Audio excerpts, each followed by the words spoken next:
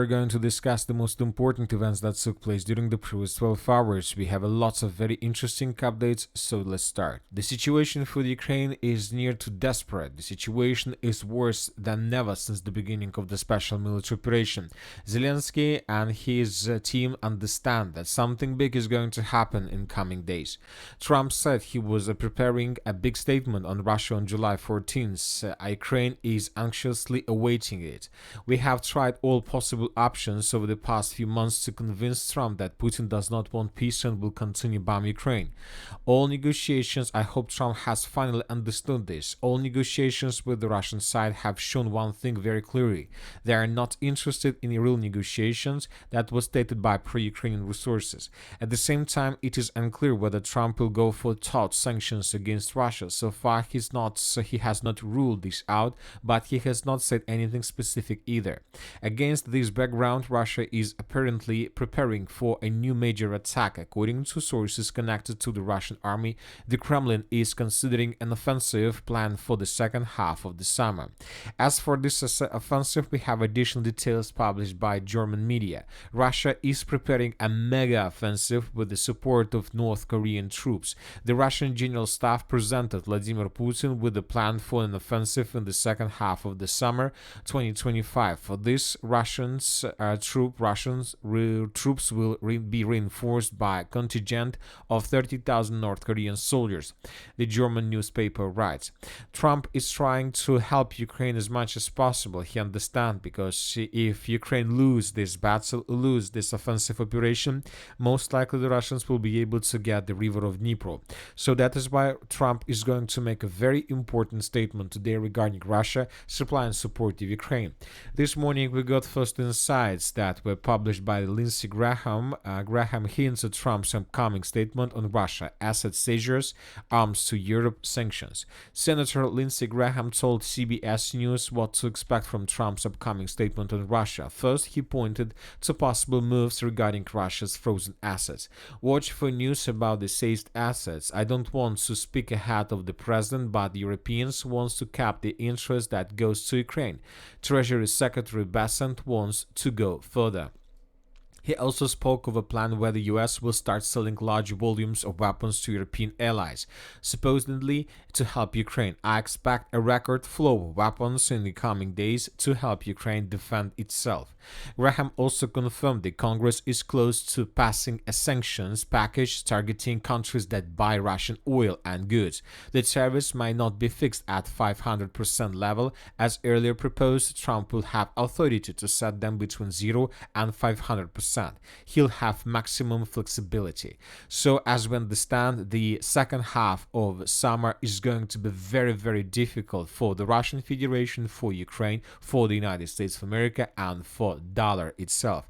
So the Russians are going to launch another major offensive operation with another batch of North Koreans, but we need to understand that the worst thing is not just ahead of us. The current situation on the ground is very difficult for Ukraine. So let's discuss the current situation, and first let's talk about the South Donetsk direction, Dnipropetrovsk area, and the Pokrovsk direction. When talking about the South Donetsk and Dnipropetrovsk directions, the Russians just yesterday and the previous days managed to secure the villages of Mirne, Podubne, Tolstoy. Currently there are very heavy clashes for Novokhatskoye and for the settlement of Grushevskoye. Most likely today the Minister of Defense of the Russian Federation will confirm control over one of these settlements. Furthermore, the Russians continue offensive operation further. We see that Ukrainians can't stabilize the situation, and we expect that in coming days we're gonna see first reports about the beginning of clashes for the settlement of Andreevka-Klivtsova. Furthermore, we continue receiving updates about very heavy clashes for the settlement of Voskresenka. Both the Russians and the Ukrainians are not going to give up the settlement. At the same time, the Russians resumed their offensive operation in the area of the settlement by the name of Malinovka. We continue receiving different updates, sometimes opposite to each other.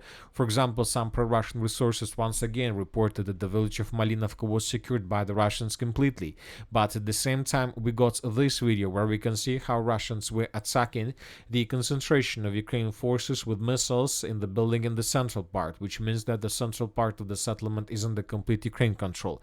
So we're not saying that this is a fresh video, maybe this is an archived video. We don't know for sure right now, but we are waiting for additional reports either from the Ministry of Defense of the Russian Federation or from the Group of Forces East. Now let's talk about the most important area, about the Pokrovsk agglomeration, and as you can see, another day we got the significant number of updates from the northeastern and the northern part of the settlement of this agglomeration.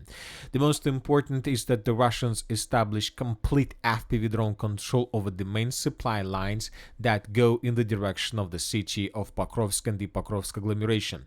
So the Russians managed to establish complete control over this territory. Hundreds of drones are flying above this area, trying to destroy as much as possible, as many as possible Ukrainian vehicles and assets. So let's discuss this in details. Telling the truth, when I was watching all these videos, I was shocked. For example, this is the first video, and as you can see, this is far behind the city of Pokrovsk and much further in the western direction from the line of combat contact.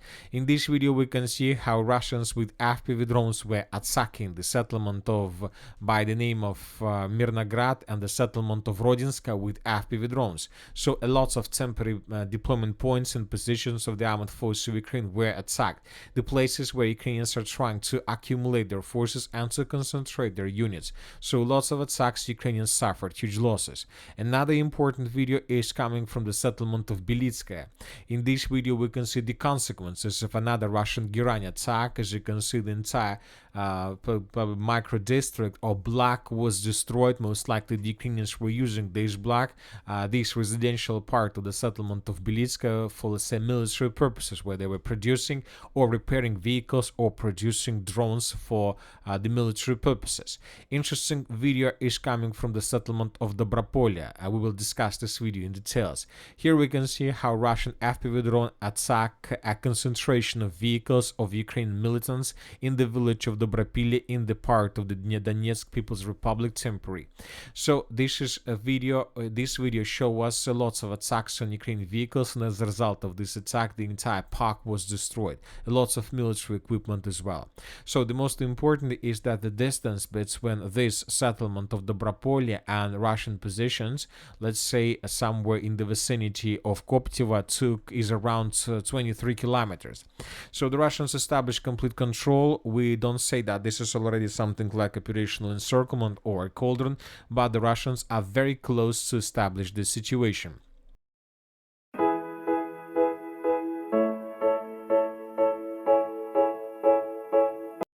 Furthermore, as you can see, we have lots of fire, lots of attacks in the northeastern part of the city of Mirnograd. In this video, we can see that the Russians were destroying these facilities. Most likely, the Russians are planning to begin offensive operation. And today, several military experts reported that the Russians have plans to attack these facilities and to attack this mine of by the name of Stakhanova from the north, from the settlement of Razina, with the purpose to establish complete control over these territories. If the Russians are able to do this, this is going to be a very big problem for the Ukrainians. But at the same time, we see that the Russians are trying to move further in the western direction, and it seems that the primary target for the Russians is to establish complete control over the settlement by the name of Rodinskaya. The Russians are still very far from this settlement, but the Russians are moving there. And when summarizing everything, it seems that the main purpose of the Russians in coming days, probably coming 2 or 3 weeks, to establish complete control over this pocket.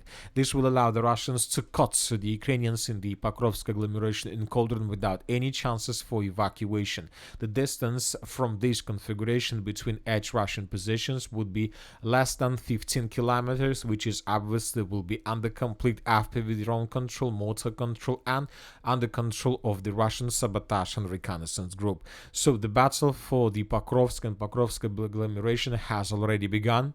The Russians have initiatives in their hands. The Russians control the main supply lines. Probably the Russians suffer losses, but we see that these losses don't stop the Russians from additional progress on the ground. Furthermore, we have some changes. The Russians during the previous 12 hours managed to improve their positions in the village of Mirne. We have video that was published by the Ukrainian sources. In this video, video, we can see how Ukrainians were attacking Russians in this point. Based on this video, we have adjusted the map. The Minister of Defense of the Russian Federation still haven't reported about control about the village of Mirne, so we expect that this might happen during these upcoming days. And when the Russians do this, we will adjust the map and we will maintain the line between the villages of Mykolaiivka, Mirna, and Malinovka. Furthermore, according to pro-Ukrainian resources, the Russians answered the village of Boykovka, and currently there are very heavy clashes. According to pro-Ukrainian sources, the entire village of Boykovka is already in the gray zone. At the same time, the Russians managed to secure this dense network of the fortifications. The pro-neutral mappers continue adjusting the map in the direction of the next mine in the vicinity of Fyodorovka. We're talking about the mine Krasnolimanskaya. So the Russians are advancing, and it's not the beginning of a major offensive operation. We talk at the beginning of this video with the 30,000 North Korean soldiers, which most likely will take place in the northeastern part along the border between the Russian Federation and Ukraine. At the same time, the Russians continue pressure on the territory of the city of Konstantinovka. Most likely the Russians are going to use the same tactics. They will not attack the city of Konstantinovka in front. They will try to outflank the settlement and to encircle. Today, several mappers and experts, as well as neutral and pro-Russian, reported that the Russians managed to secure additional square kilometers along N32 road in the direction of the settlement of Konstantinovka. So some sources reported that these territories is already under complete Russian control. And the military experts are saying that the Russians are not going to move, let's say, to finish the battle for Yablunovka from the west in the eastern direction. The Russians are saying, the Russian experts are saying that most likely the Russians are going to move in the northern direction with the purpose to break through Ukrainian defense and to establish complete control over the settlement by the name of Stepanovka. This will allow the Russians to get as close as possible to the city of Konstantinovka, and this can lead to unpredictable consequences for Ukrainians who are currently located in the vicinity of the Kliban-Byksky pocket and Kliban-Byksky water reservoir. Furthermore, pro-Ukrainian resources confirmed Russian progress on the ground to the south of the settlement of Alexandra Kalinova. It seemed that the front line of Ukraine between the city of Pokrovsk and Konstantinovka collapses, and we see that this process intensifies. Now let's move further and let's discuss the situation in the northern directions. We have lots of interesting updates. There are very heavy clashes in the northeastern part of Kharkiv Oblast. The Russians improved their positions in the area of Kamenka. Several tree lines, several forest belts were taken by the Russians. There are very heavy clashes on the way to Khatnia. The Russians are bombing and attacking the Ukrainian edge positions, preparing themselves before the beginning of another offensive operation. But the most important updates are coming these hours from the city of Volchansk. The Russians are saying that Ukrainians managed to concentrate huge number of forces in this area, and the Russians are saying that this morning the Ukrainians began their counter-offensive operation. And as I understand, the Ukrainians this morning are trying to counter-attack the Russians with the purpose to force them to fall back from Ukrainian side of the river of Volchansk.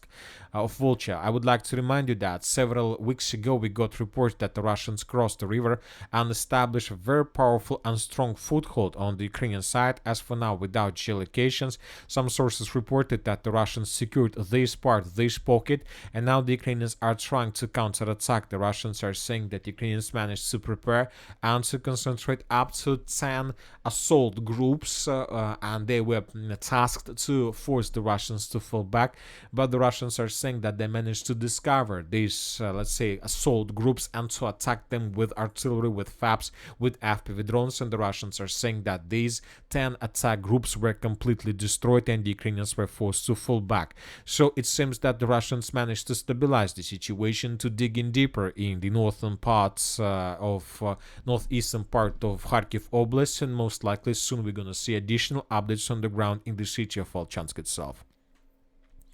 As for the Sumy area, as we discussed, the Russians are planning to use additional 30,000 soldiers, troops, North Koreans to intensify their offensive operation. I would like to remind you that this is not the first batch. As I remember, 6,000 soldiers have already arrived. We're talking about engineers and sappers.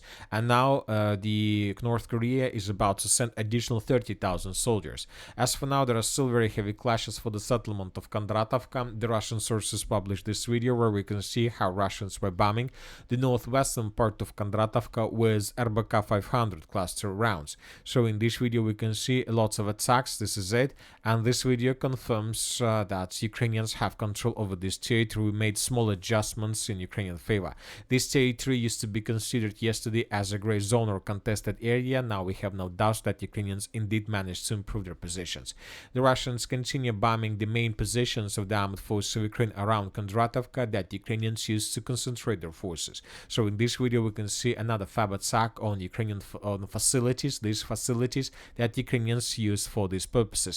At the same time, the Russians continue their offensive operation deep inside of the territory of Ukraine from the settlement of Totkina. First report about this we got yesterday. It was published by the Group of Forces North. There was a report that the Russians entered the settlement of Ryzhovka and secured several buildings. Today this information was confirmed by neutral and pro-Russian resources. This is the situation by the end of the 30th of July, and this is the situation by the beginning of the 14th of July. The Russians continue offensive, and most likely they will finish the battle until they get the settlements of Vorozhba and Belopolye. The situation, as you can see, for Ukrainians remains tense. And that's it for the short video. Military Summary channel reminds to we condemn any violence in the world. Thank you for watching. Subscribe to my channel, put your likes, join my Patreon, and have a good day.